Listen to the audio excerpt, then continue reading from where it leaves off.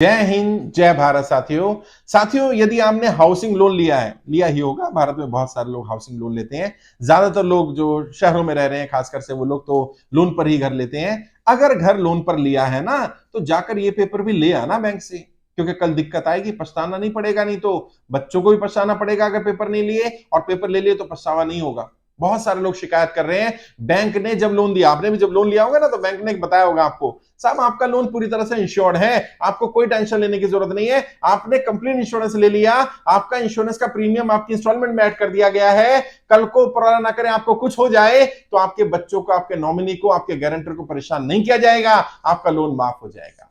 बताया गया होगा ना।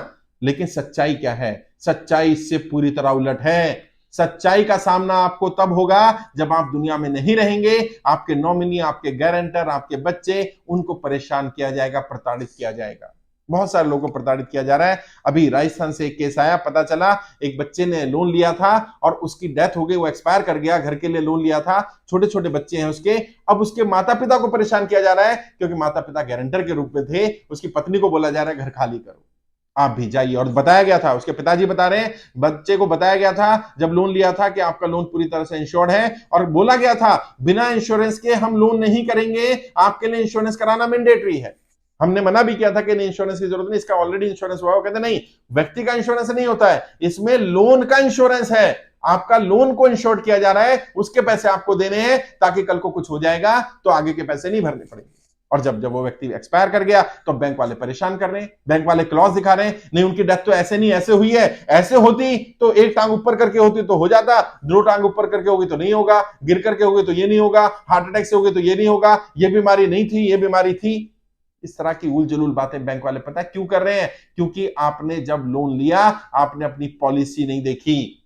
बहुत सारे लोगों ने तो पॉलिसी ली ही नहीं है। जाइए बैंक, जाइए, अभी इस वीडियो को यहीं बस रोक दीजिए और उठिए, जाइए बैंक में और अपने बैंक में पॉलिसी का पता करिए कि अगर आपका लोन इंश्योर्ड है तो उसकी पॉलिसी कहां है। अगर ले ली है तो पॉलिसी को पढ़िए, पॉलिसी में कहीं मिस सेलिंग तो नहीं कर दी गई है, कहीं ऐसा तो नहीं है उसमें क्रिटिकल इलनेस डाल दिया गया हो और कुछ बीमारियों के 4-5 नाम डाल दिए, इन बीमारियों से डेथ होगी तो कवर होगा, अगर इसके अलावा होगी तो नहीं होगा। ऐसा नहीं उसमें एक्सीडेंटल डाल दिया होगा। कई जगह क्या कर रहे हैं, एक्सीडेंटल इंश्योरेंस दे दिया जिसका प्रीमियम बहुत कम होता है, 1000-1200 रुपए साल भर का होता है, और 20 साल के लिए 20,000 रुपए ले लिया गया, 20 साल के लिए 2 लाख रुपए, जो कि कंप्लीट इंश्योरेंस का होना चाहिए था, लेकिन दे दिया आपको एक्सीडेंटल। पता कर लो कौन सा इंश्योरेंस है, जाके बैंक से पेपर पता करो। और अभी मैंने वीडियो डाली थी, सिर्फ हाउसिंग लोन की नहीं, कोई भी लोन है, आपका लोन इंश्योर्ड होगा, बिना इंश्योरेंस के लोन नहीं देते हैं। जाके बैंक से पेपर लीजिए, और अगर बैंक पेपर ना दे, कंज्यूमर कोर्ट में जाकर कंप्लेन करिए। हाँ, ऑनलाइन ही कंप्लेंट हो जाएगी, आरबीआई में कंप्लेंट करिए। आरबीआई की वेबसाइट पर जाइए, उनका एड्रेस मिल जाएगा, पोस्ट कार्ड पर लिखकर भेज दीजिए, मुझे मिस सेलिंग किया गया, मुझे लोन इंश्योर्ड करके बोला गया था, लेकिन अब ये कह रहे हैं इंश्योरेंस नहीं है, मुझे बताया गया था कंप्लीट इंश्योरेंस है, अब मुझे एक्सीडेंटल इंश्योरेंस दिया गया है, या मुझे क्रिटिकल इलनेस दिया गया है, या मुझे कुछ खास कैटेगरी का इंश्योरेंस दिया गया है, और मुझसे प्रीमियम पूरा लिया जा रहा है। समस्या क्या पता है? पेपर नहीं मांगते एक तो हम, दूसरा क्योंकि अलग से ईएमआई नहीं जाती इंश्योरेंस की, वो हमारे लोन अमाउंट में ही ऐड कर दी जाती है, तो हमें पता ही नहीं चलता कि इंश्योरेंस की ईएमआई भी जा रही है। जाकर बैंक से ये भी पता कर लो कि भैया कितना ईएमआई जा रहा है मेरा लोन का और कितना मेरा जा रहा है इंश्योरेंस का, लोन इंश्योरेंस का, तो आगे आपको पता चले हर महीना जो ईएमआई दे रहे हैं उसमें कितना अमाउंट आपका इंश्योरेंस वाला जा रहा है। और अगर बैंक कहता है इंश्योर्ड नहीं है तो बैंक वाले को पकड़ लेना, भाई आपने तो कहा था लोन पूरी तरह से इंश्योर्ड है, क्योंकि बिना इंश्योरेंस के, ये आईआरडीए की भी गाइडलाइंस है, आरबीआई की भी गाइडलाइंस है, बिना इंश्योर्ड कराए किसी का लोन नहीं होता है, बिना इंश्योरेंस के लोन नहीं दिया जाता है। तो लोन को इंश्योर्ड कराना पड़ेगा, बैंक से पेपर पता करिए, ये आपका अधिकार है। और मैं कई लोग कह रहे थे यहां पर भी, जब मैंने पहली वीडियो डाला, आप तो लोगों को भड़का रहे हो। मैं क्या भड़का रहा हूं भाई? आपने बैंक ने इंश्योरेंस किया तो बैंक पेपर क्यों नहीं दे रहा?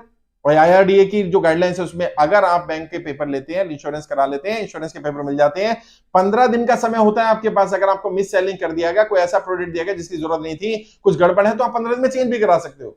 अच्छा, बैंक के लोग यहाँ क्या बदमाशी करते हैं, पॉलिसी भेजते नहीं है, पहली बात तो भेजते तो 2 महीने बाद भेजते हैं, 6 महीने बाद भेजते हैं, बंदा भूल जाता है क्योंकि अलग से प्रीमियम नहीं जा रहा होता, उसे पता नहीं चल पाता। बाद में जब व्यक्ति एक्सपायर कर जाता है तब घर वालों को भुगतना पड़ता है। यदि आप भी चाहते हैं कि आपके बच्चों को, आपके नॉमिनीज को, आपके गारंटर को, उन्हें भुगतना ना पड़े, आपके बच्चों के सर पर छत हमेशा रहे, इंश्योरेंस इसलिए तो कराया था ना, तो आज ही जाकर पेपर लो, बैंक में जाओ पेपर लो, और अगर बैंक पेपर ना दे तो उनको रिटर्न में लिख दो कि आप मुझे लिख कर दीजिए कि आप पेपर नहीं दे रहे हैं। आप लिख कर दे दो कि इस पे साइन कर दो कि बैंक मेरे पेपर नहीं दे रहा, और जैसे ही वो लिख कर दे तुरंत बैंक के खिलाफ एफआईआर कराओ, कंज्यूमर कोर्ट में भी जाओ और आरबीआई में भी कंप्लेंट करो। ये आपका अधिकार है कंज्यूमर के नाते कि आपको कौन सा प्रोडक्ट दिया गया उसकी पूरी जानकारी दी जाए। और जो लोग भी नया होम लोन लेने वाले हैं वो लोग भी सतर्क रहें। हाउसिंग लोन लेना है तो पहले ही बैंक से पूछ लो, भैया कौन सा इंश्योरेंस कर रहे हो, मेरा कंप्लीट इंश्योरेंस है ना, पेपर दिखाओ जरा कौन से पेपर है, वरना पछताना पड़ेगा। कल आप भी पछताएंगे, आपके बच्चे पछताएंगे। मैं सिर्फ यही कर सकता हूं कि आपको बचा लो। और जितने पुराने केस हैं मैं उन्हें गारंटी दे रहा हूं, अगर आपका इंश्योरेंस था, अगर व्यक्ति एक्सपायर कर गया है, बिल्कुल मत घबराइए। अगर इन्होंने आपका घर कब्जा कर भी लिया है तो कल आपका घर वापस दिलवाने की जिम्मेदारी मैं लेता हूं।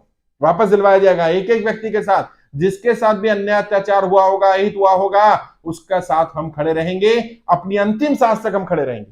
ये मिशन इसलिए चलाया जा रहा है कि ऐसे लोग जो कर्जे की दलदल में फंसे, सरकार की गलत नीतियों के कारण फंसे, या ऐसे लोग की गलत नीतियों के कारण फंसे जो लोग मिस सेलिंग कर रहे हैं, उन सबको न्याय दिलाया जाएगा। ये मिशन, यही मिशन है।